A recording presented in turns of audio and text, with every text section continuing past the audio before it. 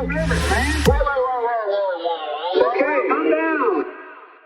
This is the Azov delegation in Congress meeting with members of Congress and Senate, and there are several others of them. And then they went on to speak at Stanford University, where Michael McFaul, the former U.S. ambassador to Russia, attended.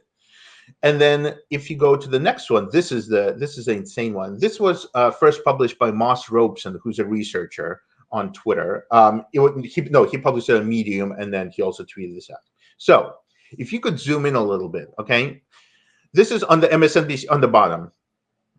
Okay, yeah. Here's Dmitro Kozatsky. He's the press officer of the Azov Brigade. Okay, here he is meeting with Marcy Kaptur, who's a member of Congress, a representative from Ohio. She's next to him. Okay, and there he is grinning.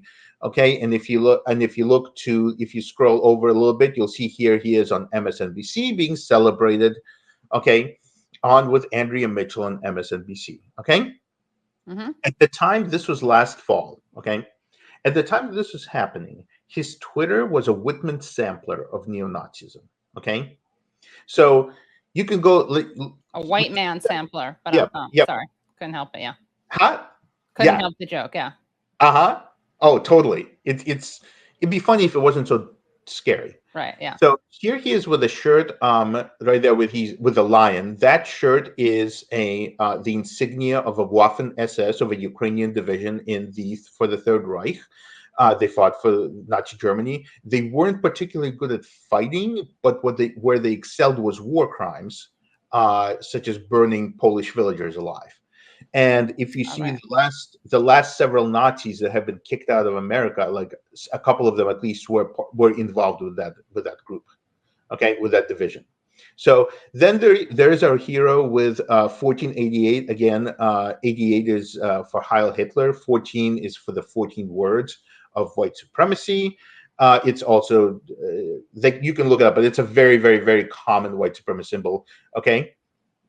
Then there he is liking Hitler, liking a tweet that congratulates for Hitler's birthday of the great Adolf Hitler. And then also at the very bottom there with the graffiti, it says "Death to Kikes." And there's a graffiti with SS bolts. You can kind of see in there, but underneath it says "Death to Kikes." Okay. Kikes, by the way, there's some people don't know that's a slur for Jews. Yes, it's the N word for Jews. Yeah. Okay. So and that's a tweet here. Okay, and this is just a tiny sample of what was there, and this is what was paraded around Congress, MSNBC, and a Manhattan Film Festival.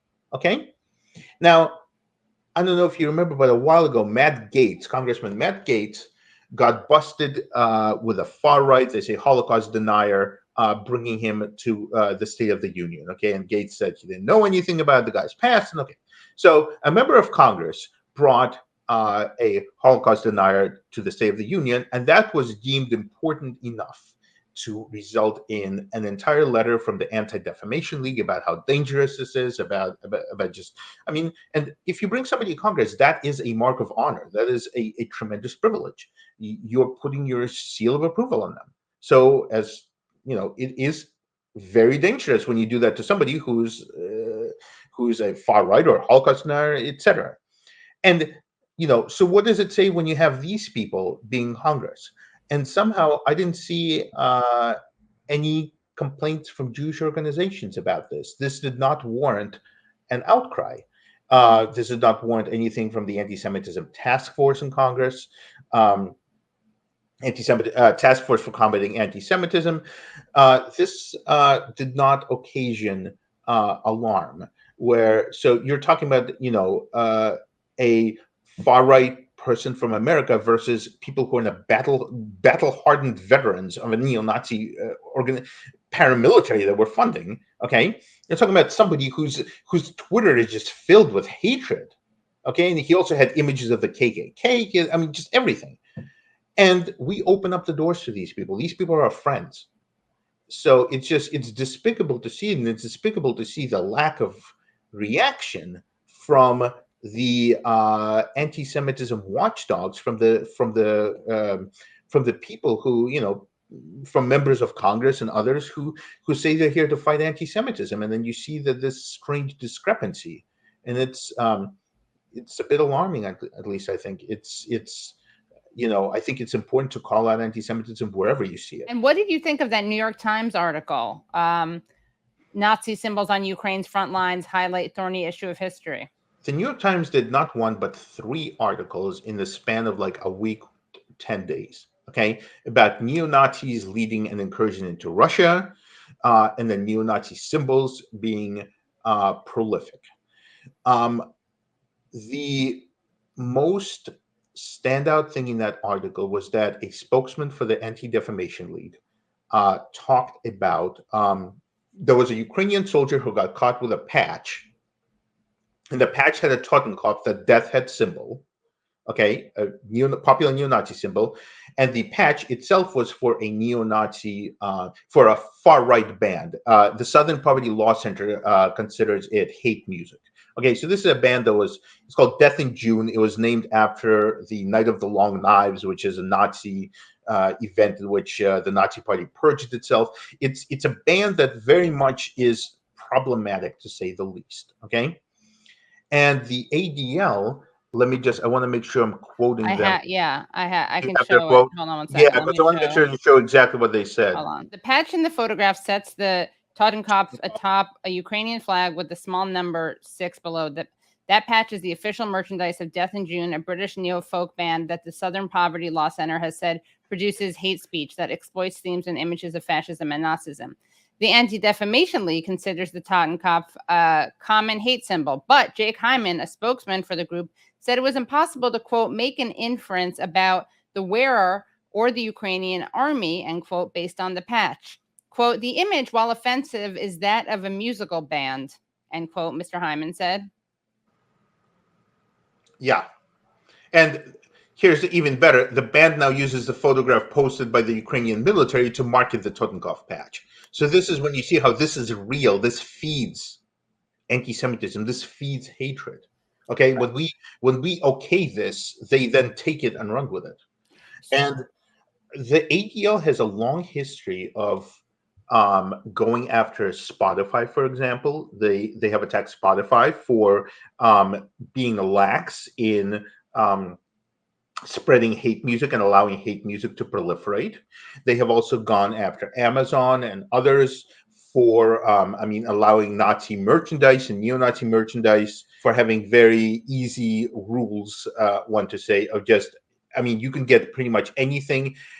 And I'm not just talking about like historical things, like an actual history. You can just get neo-Nazi patches, neo-Nazi clothing, whatever you want.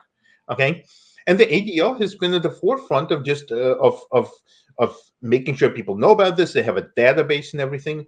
So it's just, I don't understand how you could say that. It's just we can't make an inference about it. I know, that's so embarrassing. Make an inference from somebody who has a neo-Nazi symbol in your database, and the neo-Nazi symbol is of a neo-Nazi band, of a hate group band. You can say they're technically not neo-Nazis; they consider hate music. Okay, and all of a sudden, we've made inferences because the ADL has been forward about calling out Spotify and calling out Amazon and calling out all these other people that do hate music. But suddenly for this, it's very strange to suddenly be so, I would say, open-minded, strangely open-minded about this. Right. And it's just, you also see, like, the New York Times did 3 articles. Okay, here we go. For Ukrainian military, far-right Russian volunteers make for worrisome allies. Article 2. Here we go. Anti-Kremlin group involved in border raid is led by a neo-Nazi. And Article 3, Nazi symbols on Ukraine's front lines highlight thorny issues in history. The paper of record does 3 articles, okay, in the space of 10 days or so, about the army that we are arming and giving billions to, including top-notch lethal weapons. Okay, you would think that in general the Jewish community would be up in arms about it. You would think that, this is the same people who, anytime Marjorie Taylor Greene sneezes, it's the second coming of Hitler. Right. So you would think these people who can't sleep at night, or Corbyn, or others. Okay, you Roger think Waters. Roger Waters. Okay, Roger Waters is a direct threat, and you suddenly see all of these press releases, all of these statements about how dangerous it is. The United States State Department speaks out about Roger Waters. Okay, and I don't know much about Roger Waters. I really don't. Okay, I try to focus on certain things, and I don't speak about. Okay, but let me put it this way: Roger Waters wearing a costume is considered an existential threat. Lives are in danger. But the New York Times publishes 3 stories about neo-Nazism in a war-torn nation, and the U.S. State Department doesn't say anything. That doesn't warrant anything.